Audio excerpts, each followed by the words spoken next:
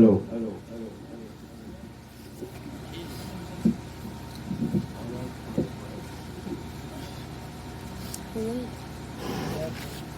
अल्हम्दुलिल्लाह अल्हम्दुलिल्लाहिल्लज़ी अब्दअ अल-अखलाक़ वल-दीन वस्सलातु वस्सलामु अला अशरफिल अंबिया'i वल मुरसलीन व अला आलिहि व अस्हाबिहि व अज़वाजिहि व औलादिहि व अस्हारिहि अजमईन। अम्मा बअदु फ़अऊज़ु बिल्लाहि मिनश शैतानिर रजीम। बिस्मिल्लाहिर रहमानिर रहीम। अलिफ लाम मीम ज़ालिकल किताबु ला रैब फीह। सदक़ल्लाहु मौलानल अज़ीम व बल्लगना रसूलुहुन नबियुल अमीनुल मकीनुल करीम व नहनु अला ज़ालिका लमिनश शाहिदीन वश्शाकिरीन वल्हम्दुलिल्लाहि रब्बिल आलमीन। इन्नल्लाहा व मलाइकतहु युसल्लूना अलन नबी या अय्युहल्लज़ीना आमनू सल्लु अलैहि व सल्लिमू तस्लीमा। अल्लाहुम्मा सल्लि अला सय्यिदिना मौलाना मुहम्मद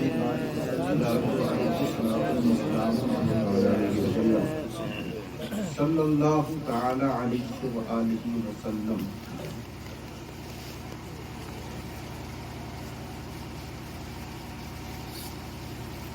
आयत करीमा,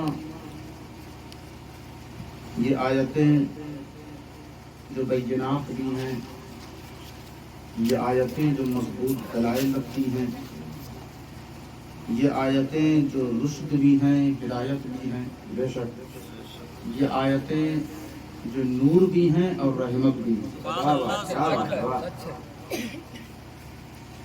अब आयतें आपने 12 सुनी होंगी। अलिफ लाम मीम ज़ालिकल किताबु ला रैब फीह।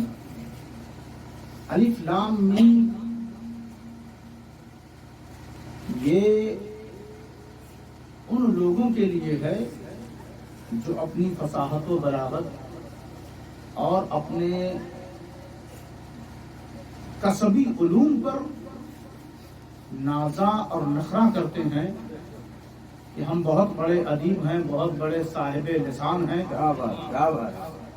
सूरतुल फातिहा पढ़ते पढ़ते और आसानी से तिलावत करते और मानी व मतालिब को समझते समझते उन्होंने समझा कि रब का कलाम तो बहुत आसान है। तो अल्लाह ने कहा अलिफ लाम मीम। क्या बात। अब समझ न सकोगे, तुम्हारी नस्लें मिट जाएंगी, लेकिन इसका तर्जमा तुम जान नहीं सकते। क्या बात। अल्लाह की किताब, अल्लाह का कुरान, अल्लाह का कलाम, ये 3 लफ्ज है जो आप सुनते रहते हैं। लेकिन मैं बताऊं, सबकी निस्बतें अलग अलग जात के साथ हैं। कलाम वहदहू ला शरीक रब्बुल आलमीन अल्लाह तबारक व तआला की तरफ मंसूब है, जिसको हम कलाम कहते हैं। कुरान इन्ना अंज़लनाहु कुरानन अरबिय्या, हमने अपने महबूब को अरबी में कुरान दिया। तो नबी ने तिलावत की, इसलिए इस कलाम को कुरान कहते हैं। बेशक।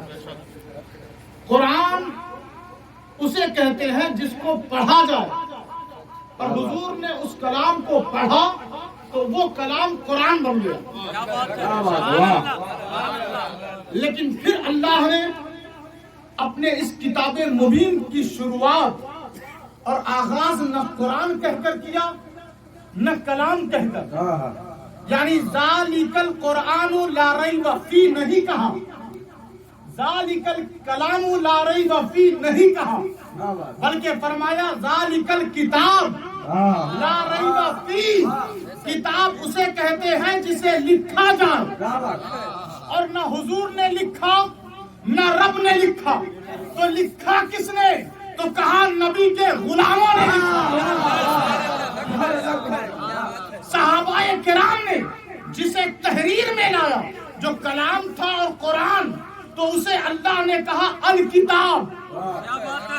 अल किताब जिसे सहाबा ने लिखा, तो जिस कलाम को मेरा नबी पढ़े اسے قرآن کہتے ہیں، اور رب اتارے اسے کلام کہتے ہیں، اور صحابہ لکھ دے تو اسے کتاب کہتے ہیں۔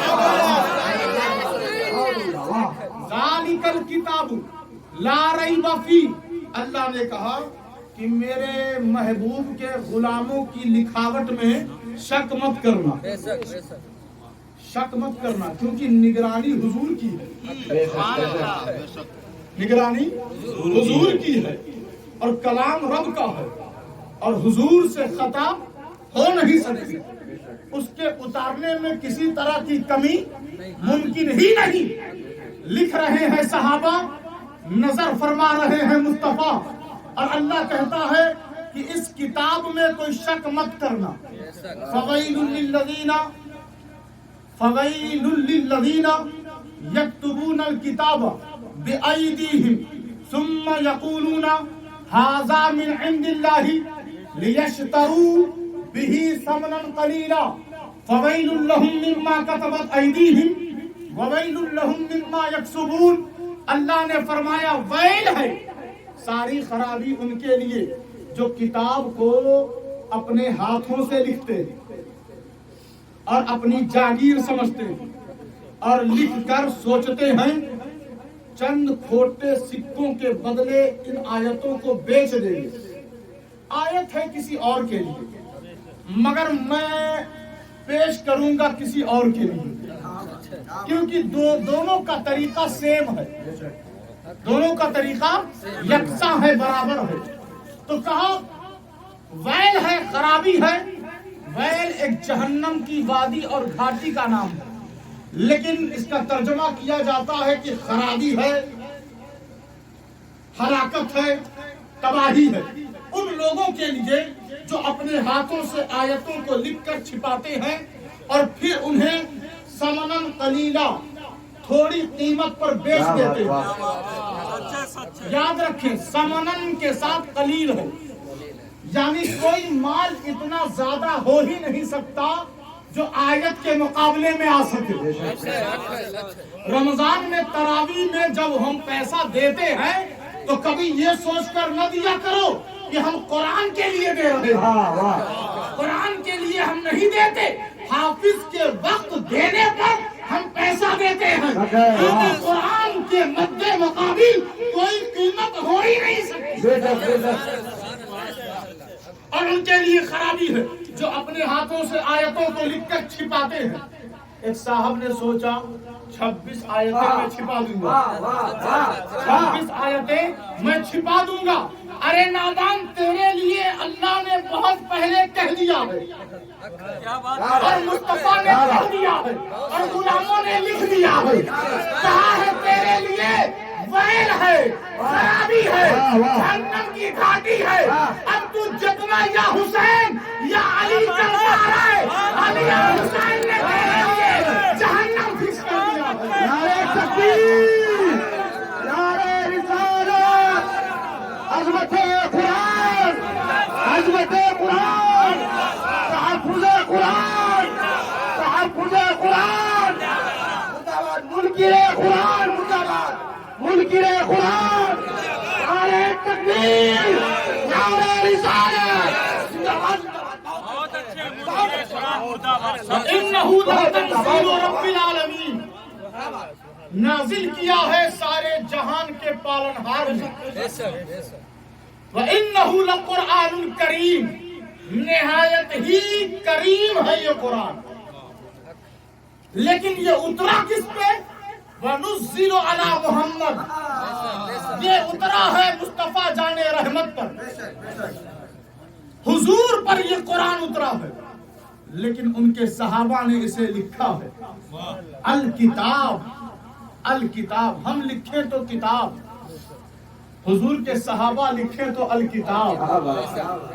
کہا اس میں نا، اس میں کوئی شک مت کرنا، لیکن صاحب یہ قرآن پڑھتے پڑھتے پڑھتے یہ تو پڑھتے بھی نہیں، ان کے پاس پڑھنے کا بھی وقت نہیں ہے، یہ قرآن پڑھتے کہاں ہیں، لیکن نہ جانے کہاں سے 26 آیتوں تک یہ پہنچ گئے، اور پہلے ہی اللہ نے اپنی کتاب اپنے کلام اور قرآن مجید میں بینڈ بورڈ لگا رکھا ہے، لا ریب فیہ، اس میں شک مت کرنا، شک کرو گے تو تم متقی نہیں بن سکتے، شک کرو گے تم مومن نہیں بن سکتے، شک کرو گے تم نمازی نہیں بن سکتے، شک کرو گے تم حاجی نہیں بن سکتے، شک کرو گے تم مجاہد نہیں بن سکتے، شک کرو گے تم مسلمان نہیں بن سکتے، شک کرو گے تم انسان نہیں بن سکتے۔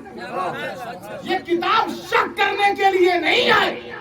اب آپ دیکھیں، میں بتاتا ہوں کہ قرآن کیا کیا فائدہ دیتا ہے اور کہاں کہاں تک مزہ دیتا ہے۔ قرآن میں افادیت کتنی ہے، قرآن میں لطائف کتنے ہیں، قرآن میں برکتیں کتنی ہیں، قرآن میں کیا نہیں ہے۔ تبیانا لکل شیء، ہر چیز کا بیان قرآن میں ہے، ہر چیز کا۔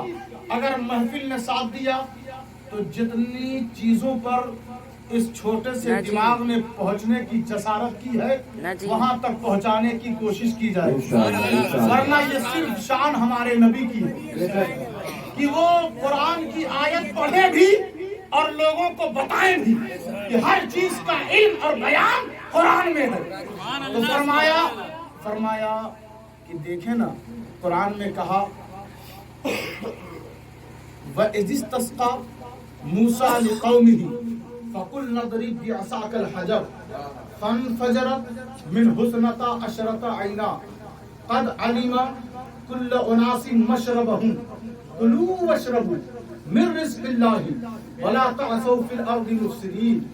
قوم نے کہا نبی سے، کیا کہا کہ پیاس لگی ہے۔ ان کو پتا نہیں تھا کہ ان کے تھیلے میں کوئی بسلری باٹل نہیں ہے، ان کو پتا نہیں تھا کہ ان کے تھیلے میں کوئی واٹر کولر نہیں ہے، ان کو پتا نہیں تھا کہ ان کے پاس کوئی ایسا پائپ، کوئی ایسی بورنگ کا سسٹم نہیں ہے۔ کیا ان کو پتا نہیں تھا کہ ایک بھی قطرہ آب ان کے تھیلے میں نہیں ہے؟ تو پھر مانا کیوں؟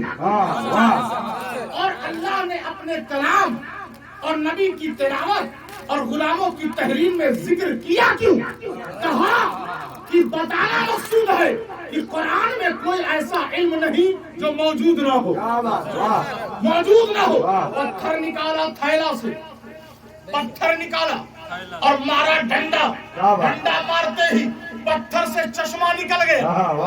اب ہم کو یہ نظریہ ملا، قرآن نے یہ علم دیا کہ تم بھی مشینوں کا انتظام کرو اور پتھر سخت چاہے جتنا ہو اسے توڑو تو نیچے سے پانی نکلے گا، پانی نکلے گا۔ ارے تم نے بورنگ آج شروع کی ہے، قرآن نے 1500 سال پہلے بیان کر دیا۔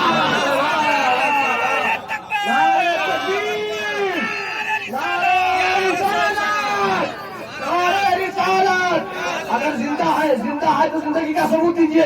نعرہ رسالت، تحفظ قرآن، تحفظ قرآن، تحفظ قرآن، قرآن۔ یہ ان ظالموں کو، ان بدبختوں کو بتا دے کہ ہے قول محمد، قول خدا، فرمان نہ بدلا جائے گا، بدلے کا زمانہ لاکھ بدل، قرآن نہ بدلا جائے گا۔ یہ قرآن مجید فرقان حمید، جب ہم پوچھتے ہیں کہ آپ نے کیا پڑھا تو لوگ کہتے ہیں ڈاکٹر ہیں، انجینئر ہیں، پروفیسر ہیں، فلاں ہیں، فلاں ہیں، لیکن کوئی یہ نہیں کہتا کہ قرآن پڑھا ہے کہ نہیں۔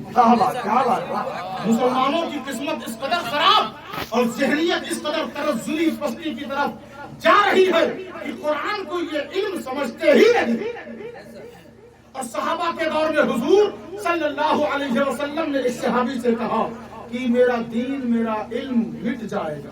ایک صحابی درد بھرے آواز میں کہتا ہے، یا رسول اللہ یہ علم کیسے مٹ سکتا ہے؟ میں حافظ قرآن، میں اپنے بیٹے کو حافظ قرآن بناؤں گا، میرا بیٹا اپنے بیٹے کو آپ کا دین پہنچائے گا، آپ کا دین مٹنے نہیں دوں گا۔ حضور نے فرمایا، نہیں میرے غلام، تیرا درد، تیرا نظریہ ہمیشہ نہیں رہے گا۔ میری امت میں کچھ لوگ ایسے بھی آئیں گے جو قرآن تو پڑھ لیں گے رمضان کے لیے فکس کر دیں گے، جو قرآن کو پڑھ لیں گے قرآن خوانی کے لیے فکس کر دیں گے، لیکن جب قرآن قوم سے نکلتا جائے گا، قوم کی مجلسوں سے ختم ہوتا جائے گا، تو لوگوں کا وقار، عظمت اور بلندی بھی قرآن لیتا چلا جائے گا۔ قوم کی سر بلندی اگر کسی چیز میں پوشیدہ اور سلامت ہے تو وہ قرآن میں ہے۔ وَإِذْ قُلْتُمْ يَا مُوسَىٰ، میں چند علوم پہ روشنی ڈالوں گا اور آپ کا ذوق دیکھوں گا۔ ویسے تو آپ بڑے ہی باذوق لوگ ہیں، اس میں مجھے کوئی شکایت نہیں، اور بڑے ہی مطمئن ہو کر اور بیداری کے ساتھ آپ تقریریں سنا کرتے ہیں۔ کہا وَإِذْ قُلْتُمْ يَا مُوسَىٰ لَن نَّصْبِرَ عَلَىٰ طَعَامٍ وَاحِدٍ فَادْعُ لَنَا رَبَّكَ يُخْرِجْ لَنَا مِمَّا تُنبِتُ الْأَرْضُ مِن بَقْلِهَا وَقِثَّائِهَا وَفُومِهَا وَعَدَسِهَا وَبَصَلِهَا قَالَ أَتَسْتَبْدِلُونَ الَّذِي هُوَ أَدْنَىٰ بِالَّذِي هُوَ خَيْرٌ اهْبِطُوا مِصْرًا۔ بس یہی تک، اور باقی جو آیت آپ کو پڑھنی ہوگی وہ حافظ صاحب سے ملیں اور ان سے آگے تک سنیں۔ اب آپ سنیں، غور فرمائیں۔ حضرت والا نبی مکرم، نبی محترم موسیٰ کلیم اللہ سے ان کی قوم نے کہا، من و سلوہ کھاتے کھاتے اکتا گئے، ٹیسٹ بدلیں۔ تو کہا کہ تم ہی بتاؤ کیا کرے؟ کہا حضور والا لن نصبر علی طعام واحد، ایک کھانے پر اب ہم سے صبر نہیں ہوتا، ایک کھانے پر ہم سے اب صبر نہیں ہوتا۔ آپ اپنے رب سے مانگیں، آپ اپنے رب سے مانگیں۔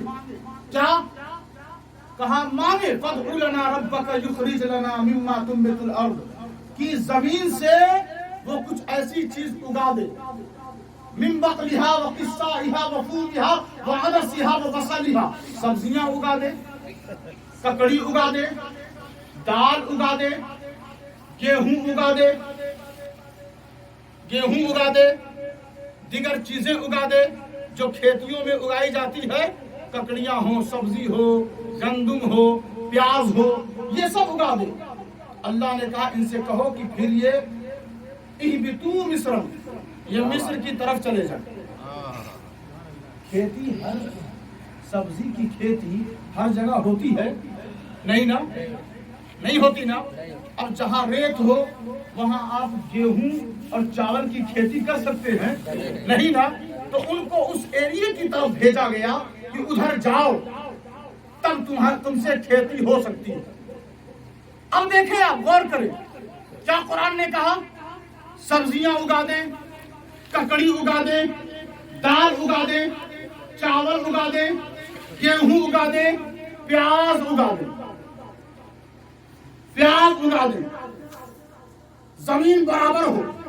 الذی جعل، اللہ نے صرف ایگریکلچر کا حکم نہیں دیا بلکہ طریقہ بھی بتایا۔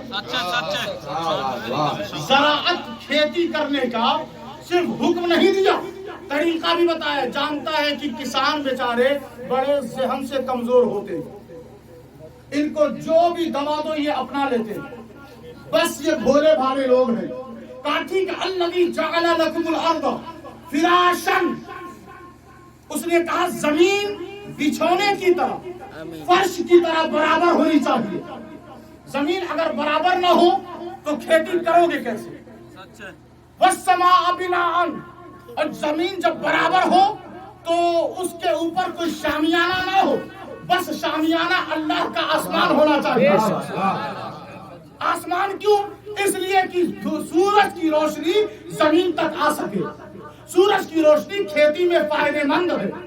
والسماء بناء، پروردگار صرف روشنی کافی ہے؟ کہا نہیں، کہا نہیں، کہا نہیں، وَأَنزَلَ مِنَ السَّمَاءِ مَاءً، زمین برابر ہو جائے روشنی کے ساتھ ساتھ میں آسمان سے بارش کروں گا، پانی برساؤں گا۔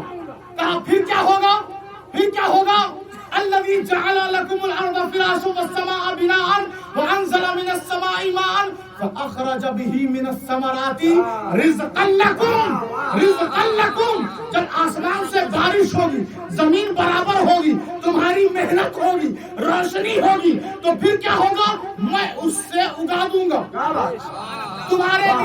تمہارے لیے رزق نکالوں گا، ککڑیاں نکالوں گا، سبزیاں نکالوں گا، پیاز اگاؤں گا، گیہوں اگاؤں گا، دھان اگاؤں گا، کھیتیاں پیدا کروں گا. اب طریقہ بھی اللہ نے دیکھیں. آپ علم زراعت قرآن میں، علم زراعت کا طریقہ یعنی کھیتی کرنے کا طریقہ قرآن میں. اب بندے یہ پوچھ سکتے ہیں کہ کار سازا جب یہ چیزیں نکل جائیں گی تب ہم کیا کریں گے؟ تو اللہ نے قرآن مجید فرقان حمید میں اعلان کر دیا. اچھا دیکھیں، یہ علم زراعت آپ کو قرآن میں مل گیا. ساتھ ہی ساتھ آپ جو مکان بناتے ہیں، ٹھہرنے کے لیے مکان جو بناتے ہیں کہ جب تک زندگی ہے تو مکان میں رہیں، سکون سے رہیں، تو قرآن نے کہا وَلَقَدْ مَكَّنَّاكُمْ فِي الْأَرْضِ، زمین میں ہم نے تمہارے لیے مکان بنا دیا. تو یہ جو بلڈنگیں بن رہی ہیں، جو کنسٹرکشن کا کام چل رہا ہے، جو اونچی اونچی عمارتیں بن رہی ہیں، لوگ اتراتے ہیں کہ ہم تو فلاں ہو گئے. ان سے کہو کہ آج تم نے یہ کنسٹرکشن کا کام شروع کیا ہے، قرآن نے بہت سال پہلے درج کر دیا. وَلَقَدْ مَكَّنَّاكُمْ فِي الْأَرْضِ وَجَعَلْنَا لَكُمْ. اب دیکھیے کھیتی کیسے کی جائے، یہ اللہ نے قرآن میں بیان کر دیا اور کہا وَلَقَدْ مَكَّنَّاكُمْ فِي الْأَرْضِ وَجَعَلْنَا لَكُمْ فِيهَا مَعَائِشَ. ہم نے ان کھیتیوں کے ذریعے تمہارا روزگار تیار کر دیا ہے. پروردگار ہم اتنا غلہ لے کے کیسے بچائیں گے؟ کہا قَلِيلًا مَا تَشْكُرُونَ، تھوڑا سا شکر بھی ادا کر لینا. جو چرند پرند آتے ہیں ان کا بھی حصہ دے دینا، جو غربا ہیں ان کا بھی حصہ دے دینا، جو مساکین ہیں ان کا بھی حصہ دے دینا، جو مفلس اور تنگ دست ہیں ان کا بھی حصہ دے دینا، جو تم نے مدارس کھول رکھا ہے ان کا بھی حصہ دے دینا، جو آس پڑوس میں غریب تنگ دست ہیں انہیں بھی دے دینا. پھر دیکھنا جب تم اپنے گھر میں سارے ضرورت مندوں کو دے کر جب گھر میں رکھو گے، سب کے غلوں میں کیڑے پڑ سکتے ہیں، تمہارا غلہ ویسے ہی محفوظ رہے گا. یہ علم قرآن میں موجود ہے. یہ علم کہاں موجود ہے؟ قرآن میں موجود ہے. آپ تھوڑے ٹھنڈے ہو رہے ہیں، کوئی بات نہیں، میں اپنی جو بات کرنے کا انداز ہے وہ دوسری طرف لے چلتا ہوں. قرآن نے کہا، سورہ مومنون کی آیت کریمہ ہے، کہا وَلَقَدْ خَلَقْنَا الْإِنسَانَ مِنْ سُلَالَةٍ مِنْ طِينٍ، کہ ہم نے انسان کو مٹی میں سے جو چنی ہوئی مٹی تھی اس سے پیدا کیا، انسان کو پیدا کیا. پھر اللہ فرماتا ہے ثُمَّ جَعَلْنَاهُ نُطْفَةً فِي قَرَارٍ مَكِينٍ. آپ ہاسپٹل میں جاتے ہیں نا تو ڈاکٹر جو فوٹو لگائے ہوئے رکھتے ہیں کہ کیسے بچہ گروتھ پاتا ہے، کتنے مہینے میں کتنی شکلیں اس کی بدلتی ہیں، کیسے آغاز اور شروعات ہوتی ہے، آپ دیکھتے ہیں سر گھما گھما کر، اور ڈاکٹر کی عزت آپ کے دل میں بڑھتی جاتی ہے کہ یہ ڈاکٹر اسی پہ کام کر رہے ہیں. واہ کیا علم ہے اس کے پاس. آئیں ذرا اس قرآن خوانی والے قرآن سے تو قریب ہوں، اس جزدان میں لپٹے ہوئے قرآن سے تو قریب ہوں، اس گرد آلود قرآن سے تو قریب ہوں، اور دیکھیں کہ قرآن نے ہمیں تنہا نہیں چھوڑا. قرآن نے امام حسین نے جس کے لیے گردن کٹائی، وہ کتاب کوئی معمولی کتاب نہیں ہے، وہ کتاب کوئی معمولی کتاب نہیں ہے. امام احمد بن حنبل نے جس کے لیے درے کھائے،